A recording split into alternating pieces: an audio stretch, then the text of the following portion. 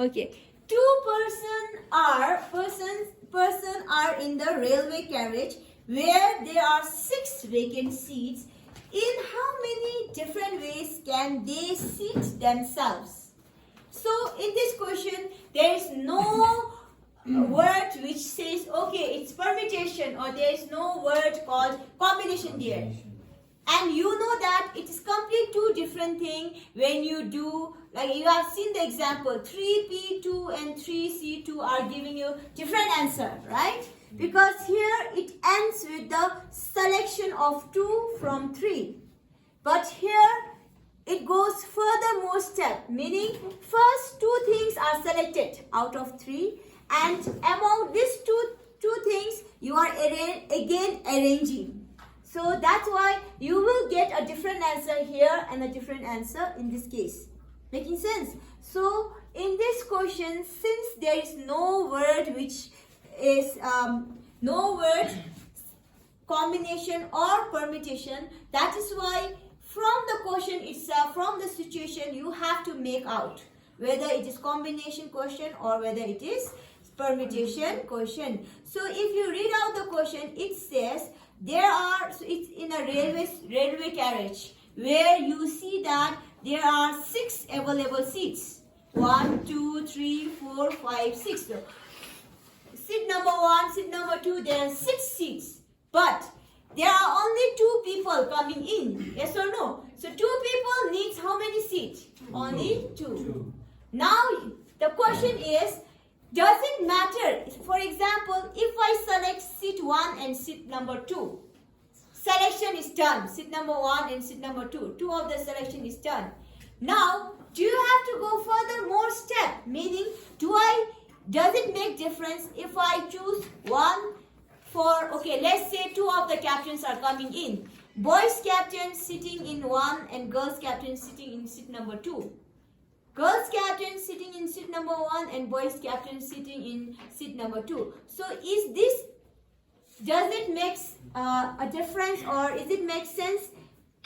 Boys here, girls here, are they different arrangement? Yes, ma'am. Yes or no? Yes.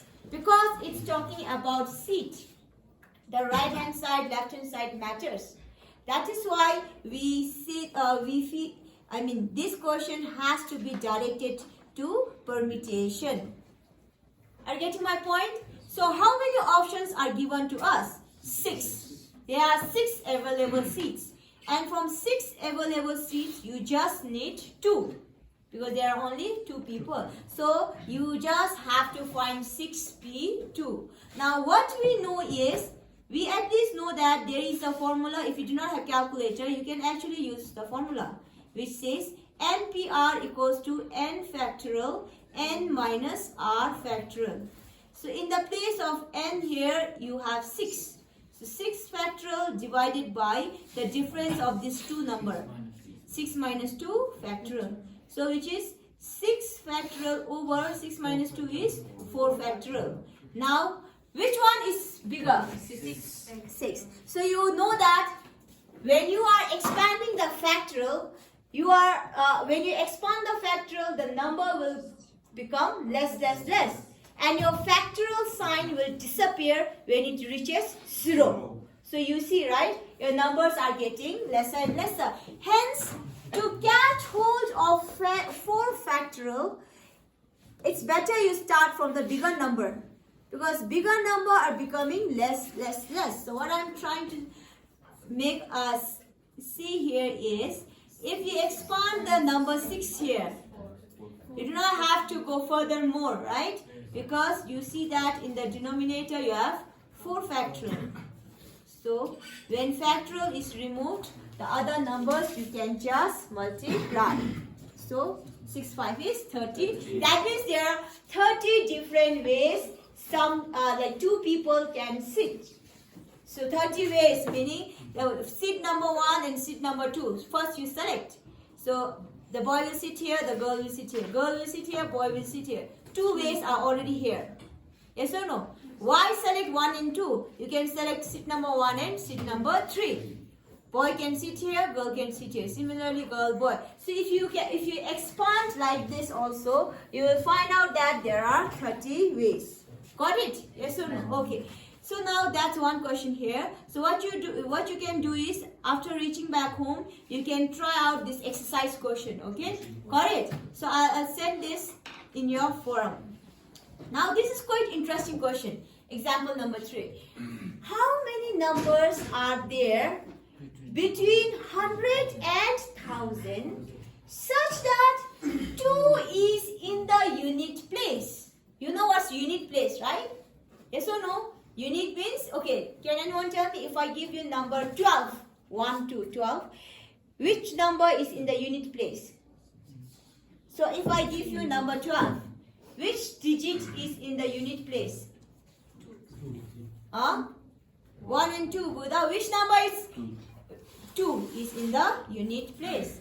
So unit means ones place. Number 1 is in tens place. If I have 120, which one is in the unit place? 0. Delete tens. Delete 100. Making sense? Okay. So now, can you tell me which one is the first number which has 2 in the unit place? Can you turn on the light? Yes? 102. So 102 will be your first number, right? Because it says the number should be in between 100 and 1000. So that means 100, your unit place is occupied by 0.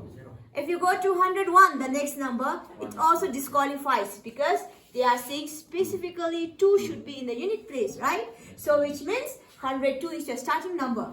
Then it will go on and on, yes or no? So can you take just, let me check your understanding, or you can try to figure out here. I'll give you 3 minutes where you can check your understanding, whatever I discussed earlier, to put in here to find out how many numbers are there between 100 and 1000 whose unit place is occupied by 2. So this is one example. So you can figure out what is the next number, right? What would be next number? 112. So can you try to check out? So I'll give you like 2 minutes or 3 minutes? 3 minutes. Okay, yeah, 3 minutes.